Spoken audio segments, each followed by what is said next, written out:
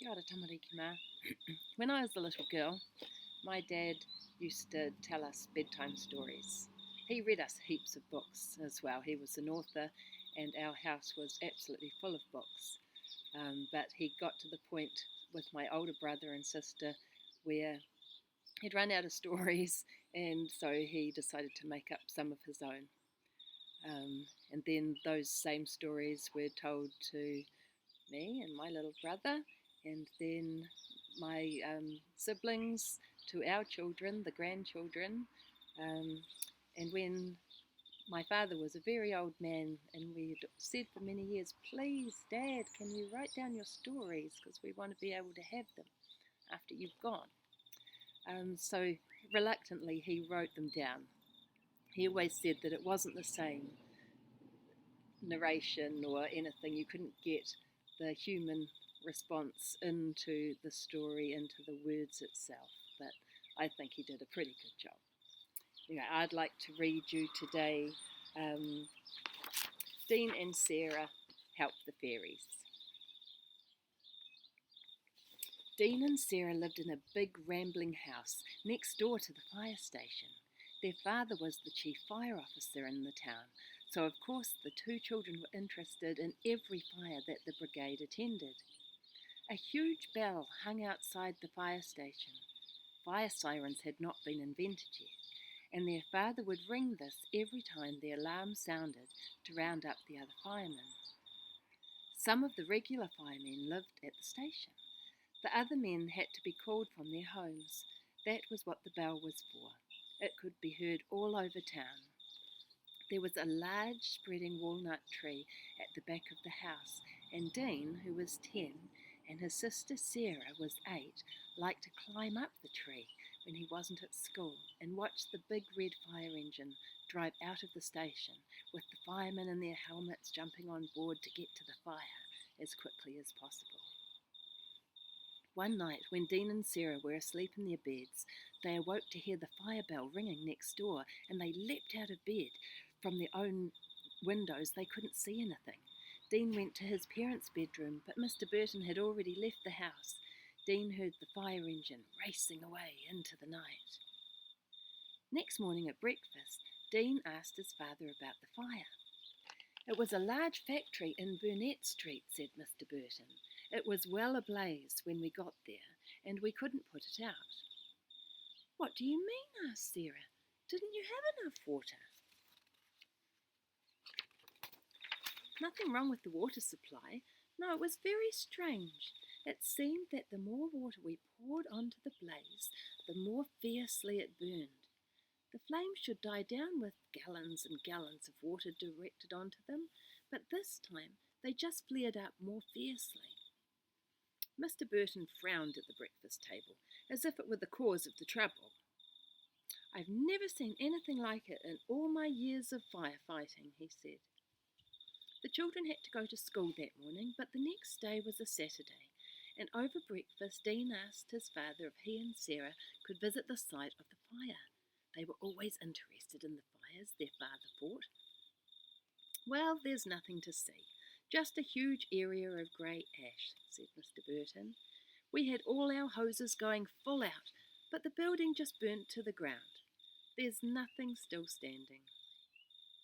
Their father couldn't take them as he had a meeting to attend, and as their mother had no objections and said the ashes would have cooled well and truly by then, they walked together to the other side of town, to a street corner where the factory had made nuts and bolts and other hardware items for the past 6 years. It was just as their father had described, a huge concrete floor covered in grey ash. They walked the length of the site and then turned to walk back.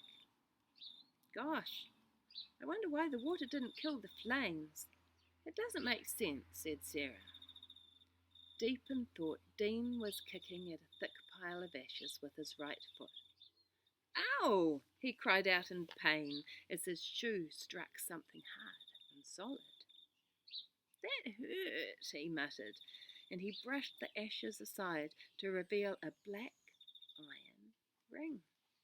He pulled on it, and a trapdoor opened, revealing a steep, flight of steps going down, down, down, and still down into the bowels of the earth. "Come on, Sarah," said Dean. "We're going to explore this." Dean was a real doer. He pushed the trapdoor open as far as it would go and went down a few steps. "Come on, Sarah." Sarah joined him, and then she stood there uncertain. She said, "I'm scared, Dean. We don't know what's down there." But Dean said they were going down anyway. He reached up and closed the trapdoor. He went down step after step after step after step, and slowly she followed. There was just enough light coming from below to show the way. And what do you think they found as they reached the last of the steps? A riverbank of soft green grass with a narrow river flowing past, and on that river a man standing on a broad leaf with a fishing rod in his hand. Looking hard at his sprightly form and features, Dean was quick to recognise an elf when he saw one. "Have you caught a fish yet?" he called out. "No," replied the elf, "but I don't mind, for it's peaceful here, and I've had enough of the celebrations." "Celebrations? What sort of celebrations?" Sarah wanted to know. Casting his line into a fresh pool, the elf explained that all the fairy folk, for miles around, were assembled downriver, on a riverbank much larger than this one, having a wonderful time, singing and dancing, feasting and generally making merry. He suggested they go and see for themselves. He pushed a couple of leaves in their direction. "Don't worry, kids, they'll take your weight, being magic like everything else hereabouts." Dean and Sarah were not so sure, but they were both good swimmers, so could take a chance. They took the leaves that were offered and tentatively stepped on them. They didn't sink, and quickly they were carried downstream. 5 minutes later they came to a bend in the river, and there, on the opposite bank, was the most astonishing sight. Sitting or standing on the green lawn was a gathering of elves, pixies, hobgoblins, wizards, gnomes, imps, fauns, and other fairy folk, singing and dancing, clapping their hands, and generally making merry. Under shady trees, spread on white tablecloths, were cakes of every kind you can imagine. Savouries, nuts, buns, biscuits, bowls of fruit, and jellies, and lemonade, and chocolate. What a feast! The fairy folk spoke to Sarah and Dean. They seemed friendly. So when one elf called out, "Come and join us," the two children stepped ashore. Sarah was the first to speak. She asked, "What are you celebrating?" Pointing downstream, the elf replied, "You will have to ask the fairy princess." Dean and Sarah could hardly believe their eyes. Moving towards them along the grassy bank was the most beautiful creature they had ever seen. A young woman with golden hair down to her waist, sitting astride a large elephant with red and purple cushions piled about her. She stopped in front of the banquet tables, and several fairy folk hurried to help her get off the elephant, which she did very gracefully.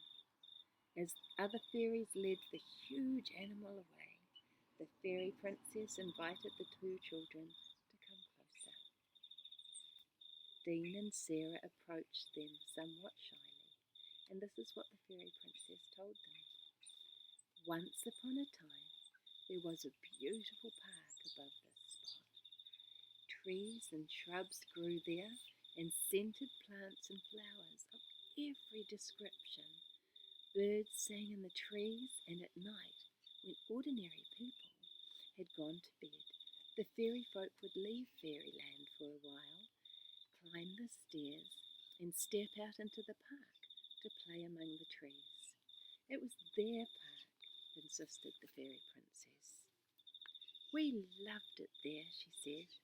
Of course we love fairyland too. It is our natural home. But the park was different. Different smells and different sounds. It was a place we could escape to at the end of the day.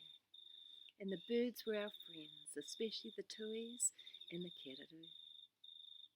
Then one day, heavy machines moved in and men gave the order that destroyed the park. In its place, an ugly factory was built to make nuts and bolts and hinges and ugly things like that. The birds went then because now there were no trees to nest in. No, we didn't start the fire, said the princess, knowing in her magic way that the children were going to ask this question. But when we knew that the factory was ablaze and firemen were arriving to put it out, we cast a magic spell on the whole area to make sure it burned even more fiercely. And we won! We won! Now there's no factory left. Dean and Sarah did not tell the princess that their father was the man trying to put out the fire, but at dinner that night, which they did not need, having shared in the fairies' banquet, they were very full, they told Mr. Burton of their remarkable adventure. Mr. Burton listened, with a serious look on his face. A few weeks later, Mr. Burton learned that the factory owners had decided not to rebuild, and he bought the land in Burnett Street, using all the money he had saved. He had the concrete flooring torn up, but he left the trapdoor in place.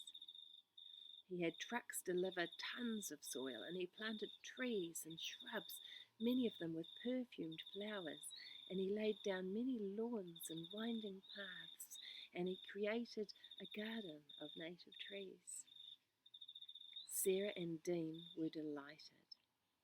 The next year, the shrubs and trees had grown taller. The following year, they were taller still, and birds were beginning to come back. One night, some years later, Mr. and Mrs. Burton took the children, who were also growing taller, to the new park quite late in the evening, and they sat on the new seats by the flower beds and marvelled at the progress. It was close to midnight. It was a warm summer night, and the air carried the scent of thousands of flowers. A slight breeze rustled the trees. Birds were everywhere. Wood pigeons, tuis, bellbirds, starlings, thrushes, and finches of many kinds, and even a moorpork could be heard in the darkness. Dean and Sarah moved through the trees, excited, enjoying the atmosphere, and they heard above the rustling of leaves a distinct whispering that sounded like, "Thank you, thank you, thank you very much."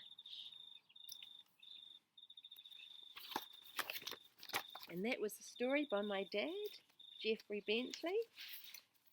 And he wrote that story for my big brother and sister, Digby and Greta. And there's a picture of our dad. And then when my brother Rex and I came along, we got to enjoy the story too. That's all of my family in that photo.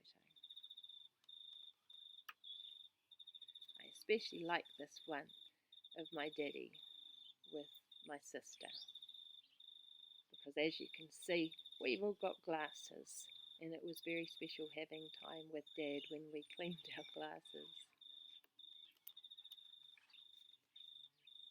And this is a picture to leave you with of Mrs. Bentley.